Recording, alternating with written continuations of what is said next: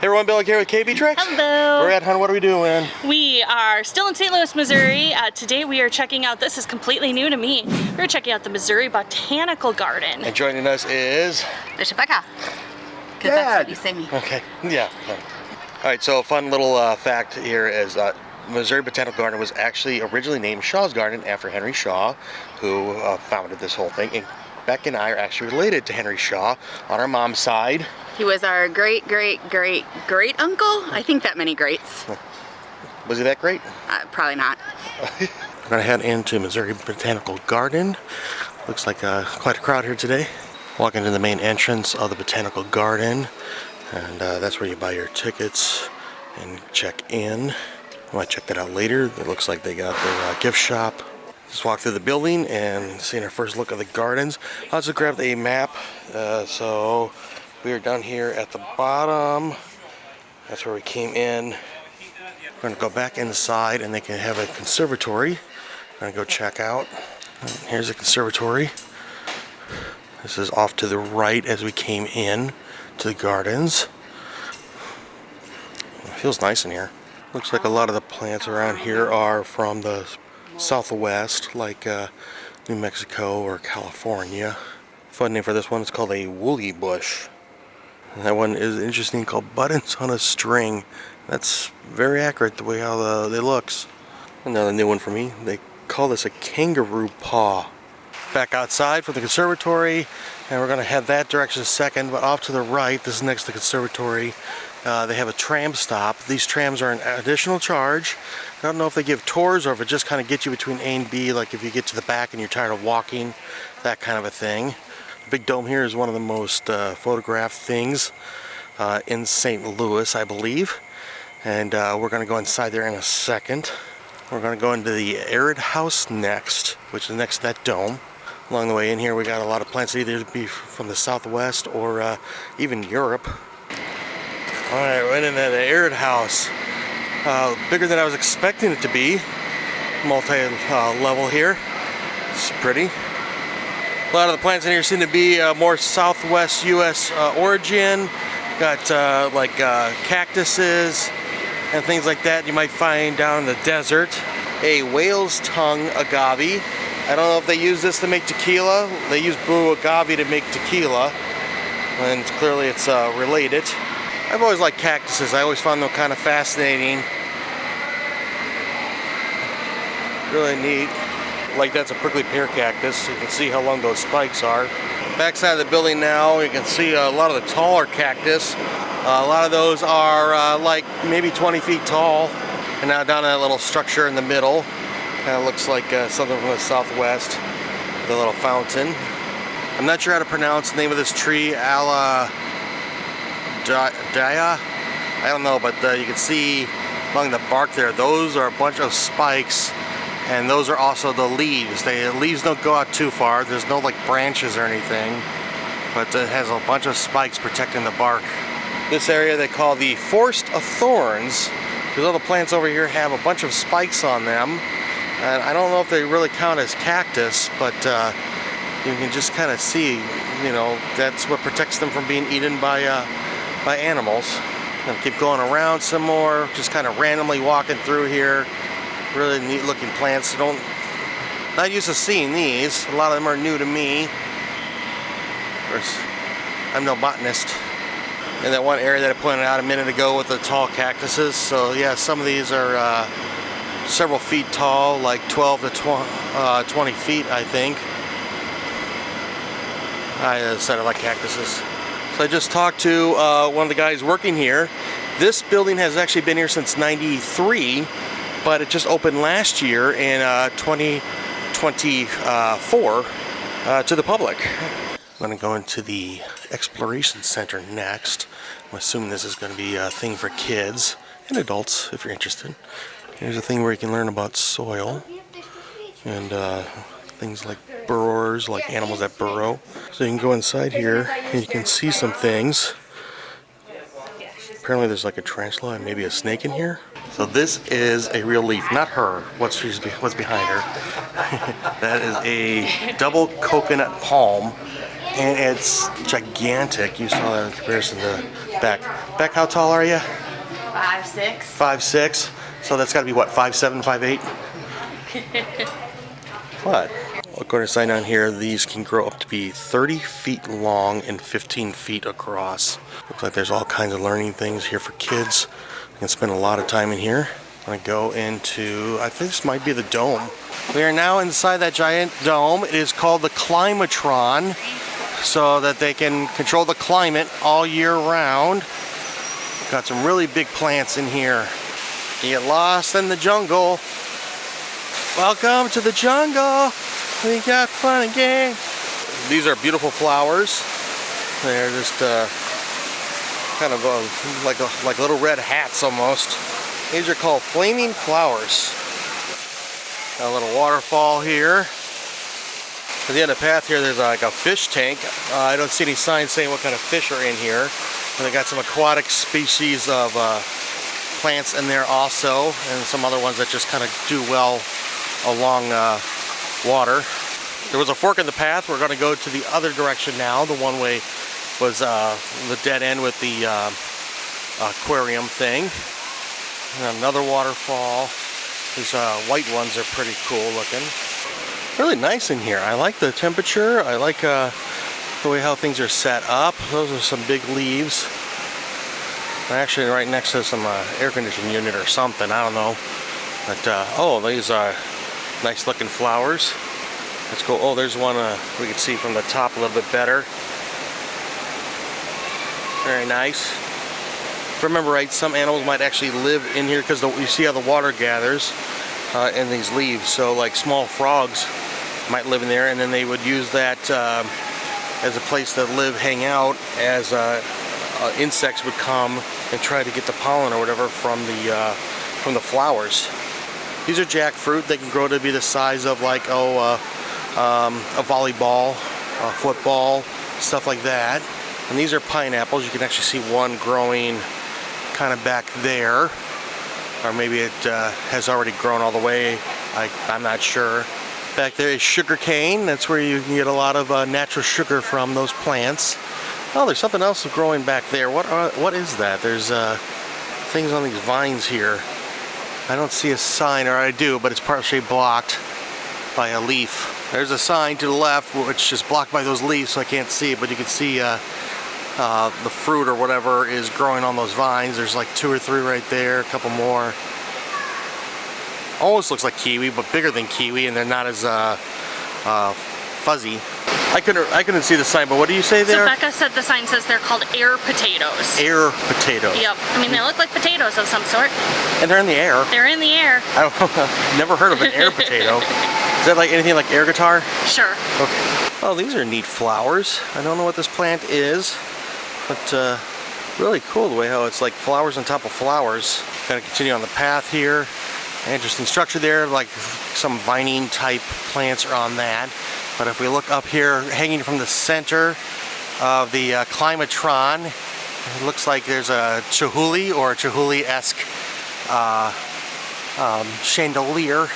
Plant over here, pepperoma, which I am smelling something that smells like peppermint. I don't know if it's coming from that or not, or it might just be one of those things where I read the sign and my mind just automatically assumed that I was smelling it. Going over a bridge which goes over the path that went to that aquarium. So that's that aquarium we were at a few minutes ago. Above that, some palm trees. This plant looks really neat. Look at that. Those the way how those flowers are hanging down. That's cool. So birds have to go and fly underneath to get into those, to get the nectar or whatever. Here's a name for that plant. I'm not good with words, so I'll let you read it. I'll show you the base here. This is a traveler's tree. Look at that thing. Wow. That is almost touching the roof of the Climatron. This plant is kind of interesting. It's very firm. It kind of looks almost like the thing in the middle almost looks like it's a wasp's nest or something like that. But I just kind of brushed my leg up against the leaf here. This is really stiff, and the little points on there. So I think that's just part of its way to protect itself out in the wild. I got some more artwork here in the middle. These are Chihuly's. I pointed out the chandelier that's actually above us, but here's some more artwork that they have. Looks kind of like plants, like seedlings are growing. Almost right above it is that Chihuly again. That Chihuly is at least 15 feet, maybe 20 feet tall. It's the backside of water! The ninth wonder of the world! Or is it the eighth? I don't know what the number is. Bananas! So a minute ago when we were at that kids thing or whatever, that we talked about the double coconut palm.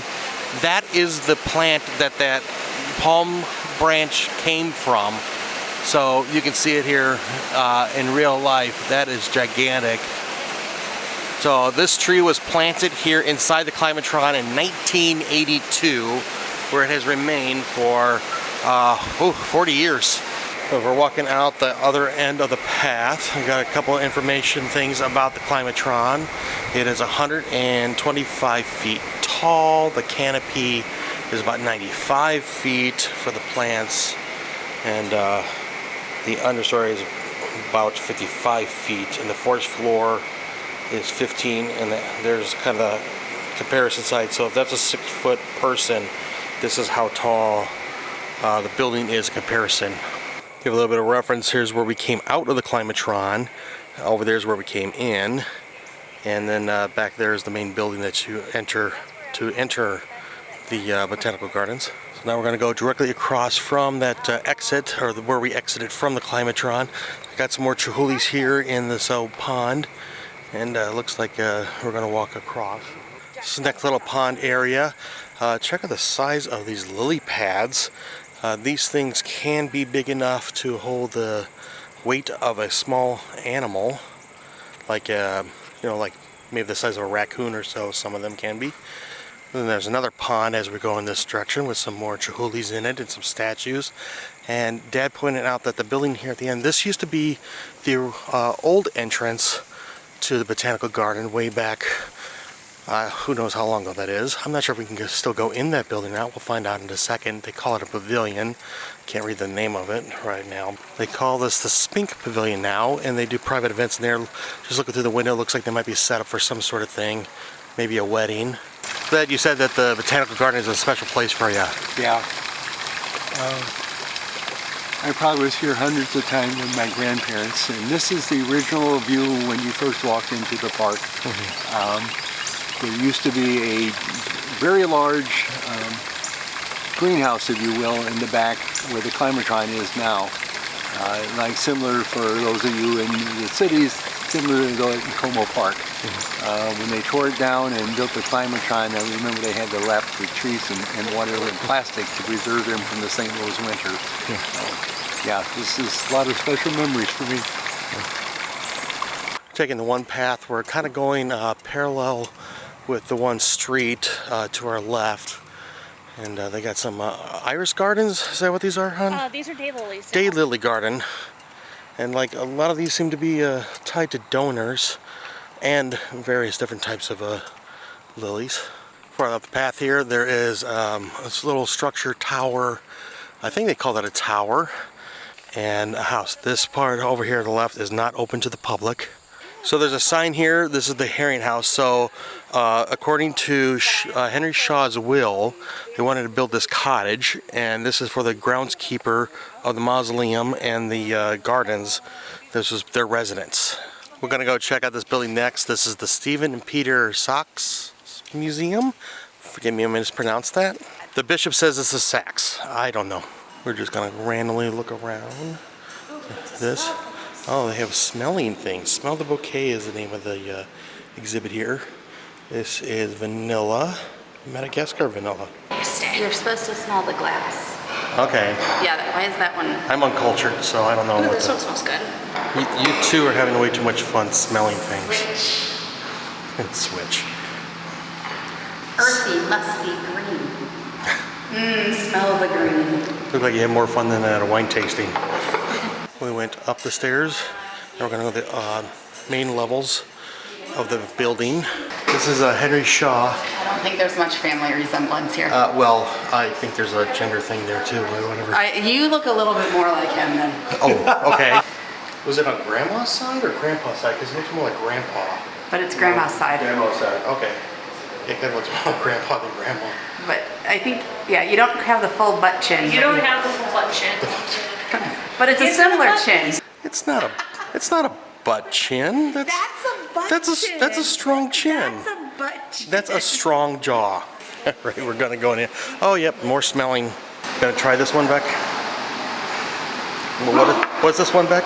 Kari? It's a carrion flower. A carrion Is flower? that the flower that smells like dead? I don't know. Why don't you smell it and try it? Rotten, yeah. He went back for more.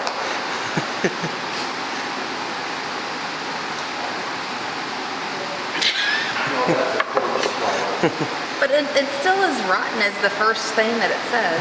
Unsettlingly meaty. Yeah. Not just meaty. Not just meaty, unsettling meaty. Carrion flower. What does unsettling meaty mean? I think you just figured it out. I think as a vegetarian, it's all bad. So in here they got some pressed flowers and leaves. This is how you could see a lot of leaves because if you can't keep the plants alive. Flora Jamaica, and I think over here was a vanilla, yep, and jasmine. This is the Evans Family Gallery. Go back, it looks like they've got some more smelling things. So these smells are supposed to be some of the flowers that you can read about that are on the walls. So like they have information here, and then you can smell the flowers on these things here. There is a second level upstairs, but that's for staff only. We cannot go up there. Maybe I should tell them my connection with the family and they might change their mind. Probably not. Came out of that museum and now we're further, I don't know, I gotta figure out my directions. I don't know if this is north or what. Coming out, I did not see that big building before we went inside the museum. Then there's even more back that direction. A cute little Victorian garden here, and then behind that is the Tower View house. And that could be a Tower Grove house. And that could be Shaw's original residence. Yeah, a nice looking garden here. Statue in the center. Kind of a common thing. The tree's kind of neat, looks like a spiral. So off to the left back there is that groundkeeper's home. Then the red brick building is that museum that we were in a little bit. Over there is a mausoleum in a herb garden. Twist here. So this is one of the tram stops. And then we're going to go check out the Tower Grove building here. So Tower Grove here was Shaw's country home. And it is open. It's open Wednesday through Sunday, 10 to 4. So inside here, the right side, as we come in, is the original building. And then after Shaw passed away, the new owner built an extension off to the left. We're going into the parlor. And so we're seeing, this is kind of how all the furniture and the organ or piano thing would work. Then this is the dining room. And this is the dining room area. So big drawers and then the table with the placings. This looks like possibly his desk. He did a lot of work at. Went to the back. This was servants' quarters, I think. So this is where they could eat. Gonna cross over to the newer side of the house. The newer side was added, like I think it was 40 years after the original building was built, according to the guy at the entrance we talked to. And this is the kitchen area. They had the wood burning stove. Not sure what the name of this room is, but it looks like it could have been used for multi-purposes, family room or even a parlor, even though there already is a parlor and a living room. And circling back through to the entrance, looks like a library type area. And then that's the entrance where we came in. Coming from the kitchen, this typically would be the servants' stairs. We're going to go upstairs. On the top of the steps, we're going to go right. Again, this is the newer side of the building. And there's supposed to be some bedrooms up here. I'm assuming this was one of the bedrooms. I think they're talking about things that were used for medical I'm gonna go back down the hallway. And then, oh, that's a bedroom there. We're gonna look in the right here. Oh, this is the bathroom. See the toilet and then the tub. I'm gonna go in that one bedroom. Neat looking bed. That's quite the overhang on it too. Sewing machine, another fireplace. All the rooms had fireplaces because they didn't have a heating system. Dresser in the back looks really nice. Back entrance here, this looks like it goes into a adjoining bedroom. Quite the wardrobe there. Assuming this was a kid's room based off the teddy bear. I kind of like the bed. That's nice with the wood. Gonna cross into the original side again. Can't go through there, but it looks like it's a patio on the upper level. There appears to be 2 bedrooms up here. 3 rooms, that's a bedroom. Yeah, 2 bedrooms. I'm gonna go in the one on the left first from where we're coming, and this must have been Shaw's room, based off of how decorated it is. Just kind of has that feel of a master bedroom to me. Desk with books and work. Looks like some medical remedy type stuff over there. I want to check out this dresser too. That's amazing. And of course, as we go around here, some more books over there and another fireplace. Gonna go into the bedroom to the right. Looks like they got a little closet off to the left coming in. Another bed with quite the overhang there. The ceiling is really high in here. That's crazy. A little desk over there. Another dresser. Looks like it's decorated more for a woman's room. Little hand washing station. There could have been a chamber pot type thing over here. Another fireplace. Some neat artwork throughout the building too. Now we're going to go down. This was the main staircase. You can tell the difference between the two. This is carpeted. Looks a lot nicer. And that's the front door where we entered. Gonna pass back through the Victorian garden to go check out those buildings that were along that one path. There was that yellow one, if you remember. Alright, now we're back on that one path. We're gonna go see what this yellow building is and behind it. Now this is the memorable maze. Memorial maze? So it's a maze with plants and bushes. And we're on the back side of the Tower Grove building. I'm going to go climb up the little observation building here. So from up here, should be able to see some of the maze. So there's that one museum. There's the Tower Grove. And here's the maze.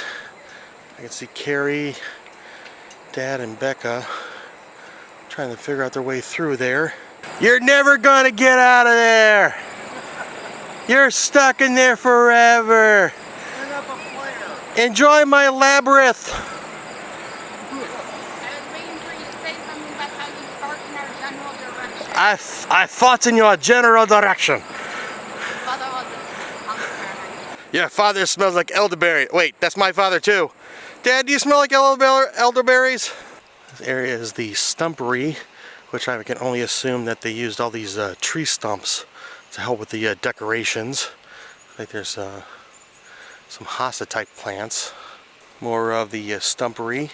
Yep, there's more hostas over there. A lot of hostas around here. That's something that we're not used to seeing down here, but they're all over the place in Minnesota. This is the Strassenfest German garden area. A lot of butterflies. Got some pollinator friendly plants over here. The other side, this is more of the German garden. Next to the German garden is an education building. This is not open to the public. We're going to go south of that building to the Bavarian Gardens. This is about as far south that we can. And so to the north is the main entrance that we came in at the Bavarian Gardens. I'm not sure what makes it Bavarian, but there's a lot of rocks and very small plants here. They don't grow very high, what I mean. Wouldn't mind some of this is like ground cover in my backyard. Alright, the reason why this the Bavarian plants is these are from the Alps. And so it's kind of like when we were in Alaska last year, we learned that a lot of the plants don't get that tall because of the atmosphere, because the air's thin and whatever. And so much like the Alps are similar to that, so these plants only grow so high because of the altitude. All right, so we're entering the English Woodland Gardens. It's kind of nice back here. Well, cool. Found a little bridge here that goes on a stream. I'm sure this is all man-made, but it's nice looking. So according to the map that I have, this is the blank boxwood garden. It kind of has this shape to it that kind of reminds me of that, I forget what it's called from, like you'll see on the New Orleans all the time. I believe the word I was looking for a minute ago was fleur. Now we're gonna cross through, kind of make our way kind of back toward the entrance. Not sure what garden we're in now. It looks kind of cool. We're just kind of just passing through right now. A little fountain with some geese. There's a weather station over here. And there's a weather station. This is now a fragrance garden. So a lot of these plants are going to have the aromas to them. Next to that, there's an experimental garden. Not sure what makes it experimental. If they're trying new plants or what. So in here is the Kemper Center for Home Gardening, and they're supposed to have like classes or little demo things to help you learn.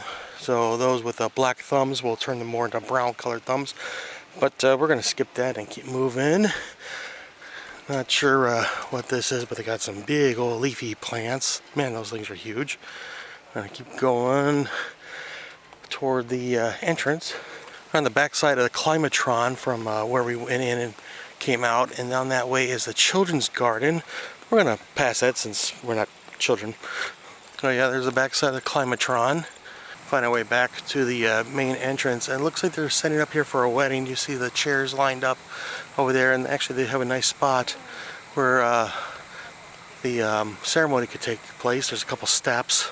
Not sure what garden this is, but you see the Chihulys are adorning those circles that I'm not sure if they're supposed to be gates, but there's no path to them. I'm gonna go check out this red brick building that's near the main building that we came in, or the main entrance. Oh, it actually looks like it's closed to the public. I like the way how they lined up the flower beds here. Gotta make our way out of the Missouri Botanical Gardens. Old habits really die hard. What do we think, hon? It was your first time here? I was gonna say it was very beautiful. Again, it's another thing with most gardens or arboretums is you really have to come multiple times a year to be able to experience everything. Yeah, there's a little bit of transition here. Right now it's mid-September, so they're getting ready for the fall type thing. So they're swapping out a lot of plants, and of course a lot of the summer ones are, they're passing on. I got the bishop on that one somehow. Anyway, hey, please do a favor and subscribe. About 90% of our viewers are not subscribers. Help the channel grow. Help us reach our next goal of 2,000 subscribers.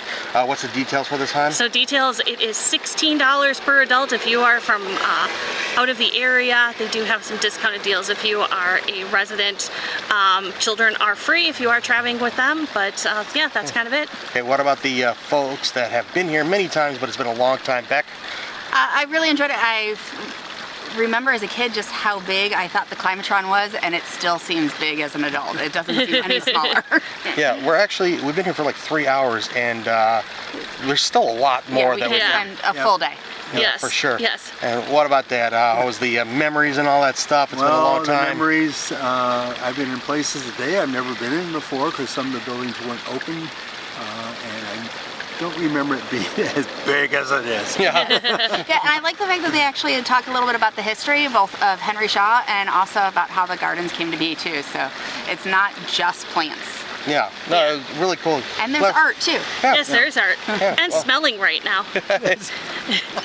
I'm glad we came. Hey, I want to thank you for joining us. I'm Bill. I'm Kari. I'm Dad. I'm Becca. You've been watching Cape Treks. Do us a favor, like, share, and subscribe. We'll see you soon. Until then, good luck and have fun. See ya. Bye.